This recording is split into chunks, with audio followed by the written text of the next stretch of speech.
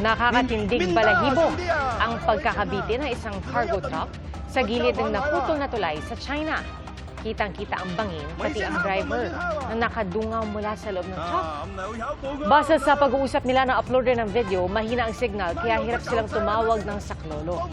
Hindi pa malinaw kung ano ang sumunod na nangyari pero paliwanag ng mga otoridad, bumigay ang bahagi ng tulay kasunod ng landslide, bunsod ng malalakas na ulan.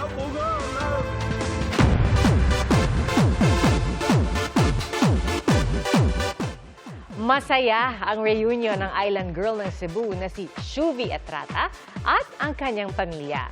Ang nag-sponsor daw ng pamasahe nila pa Maynila, ang fans ng kaduo niyang si Clarice de Guzman. At over pa sa OA, ang closeness ng dalawa ngayon. Pero pag-amin ni Shuvi, nahirapan siya noong una lalo't isa siya sa mga huling housemate na pumasok sa bahay ni Kuya. Paano nga ba nabuo ang syukla? I was stick with, Sneer. Yung para sabi ko, kasi yung pag-uusap namin ni Sneer.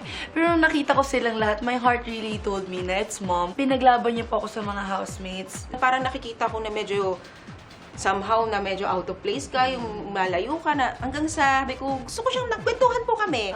Tapos tawa lang kami ng tawa. Nagkasundo po talaga kami. Hanggang sa paglabas, dama ang pagiging malapit nila sa isa't isa. At sinundo pa nga ni Shuvi ang kanyang mom sa bahay ni Kuya papunta rito sa GMA. Nakarating na po sa bansa ang 31 OFW na nagmula sa Israel at iba pang mga bansang apektado ng sigalot sa pagitan ng Israel at Iran. At live mula sa NAIA, saksi si Nico Wahe. Nico?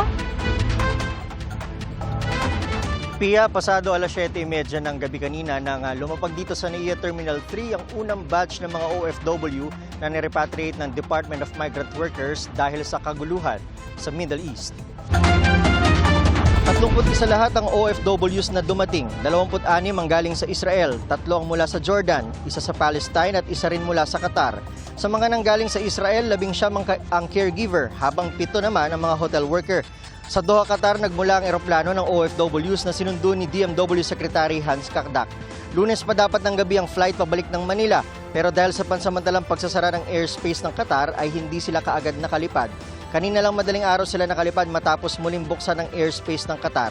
Pagdating, binigyan sila ng financial assistance ng DMW at OWA na nagkakahalaga ng 150,000 pesos. 10,000 piso naman ang initial cash aid ng DSWD. Ang gobyerno rin ang sasagot sa tutuluyan nila habang nasa Metro Manila at maging ng transportasyon pauwi sa kani-kanilang lugar. Sasailalim din sila sa psychosocial counseling. Sasagutin naman ng DOH ang kakailanganin nilang medical assistance, gaya ng isang buntis na kasama sa repatriation at isang cancer patient. Ang TESDA magpo-provide rin ng training for livelihood sa mga umuwing OFW. Kabilang sa mga nagpa-repatriate si Armando Naz na isang hotel worker sa Israel. Mahigit 2 taon na raw siya sa Israel at ito na ang pinakamalalang pag-ataking naranasan niya kaya nagdesisyon ng umuwi. Sa huling pag-atake naman ng Iran kanina sa Israel, isang Pilipina ang natrap sa bunker sa bahay ng kanyang amo. Pero agad naman daw itong na-rescue at hindi naman nasugatan. Ayon kay Secretary Kakdak, naka-total deployment ban na sa Israel, Iran at maging sa Lebanon. Itinawid sila from Tel Aviv to the border crossing, the Israeli-Jordanian border crossing kung saan nandun kami. Inatasan ako ng ating Pangulo na doon mismo sa lubungin. Pagdating namin ng Doha, Qatar, naramdaman namin muli doon yung tindi at posible talagang mga komplikasyon. Nagkaroon ng 9-hour delay. Pinababa kami ng eroplano. Naka-board na kami. And then biglang inanunsyo sa PA system that the Qatari airspace had been closed. Mas marami kasi yung pinapalipad nilang mga missiles bago yung October 7. Ngayon, mas marami talaga araw-araw. Sa loob ng isang araw, 5 alarms, 4 alarms, ano na yun. Kahimbingan ng tulog mo, mag-a-alarm, bababa ka na naman, pusakit ka na naman. Pag ikaw na nakatira sa 7th floor, bababa ka to shelter.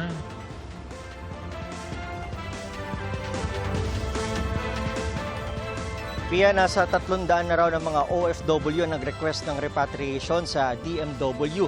Ang susunod na batch ay posibleng dumating sa June 26 o 27. Nasa 50 OFW ang next batch. At live mula rito sa NIA para sa GMA Integrated News, ako si Nico Ahe, ang inyong saksi. Bumuhos po ang kasiyahan sa iba't ibang bahagi ng bansa ngayong pista ni San Juan Bautista.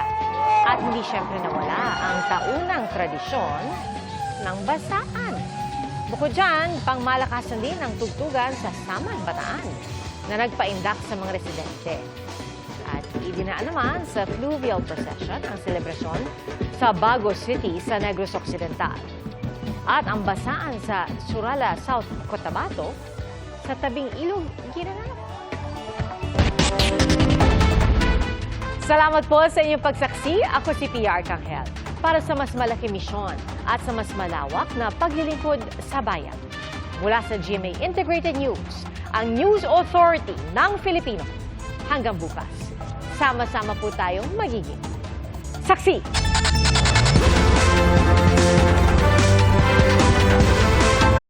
Mga kapuso, maging una sa saksi. Mag-subscribe sa GMA Integrated News sa YouTube para sa iba't ibang balita.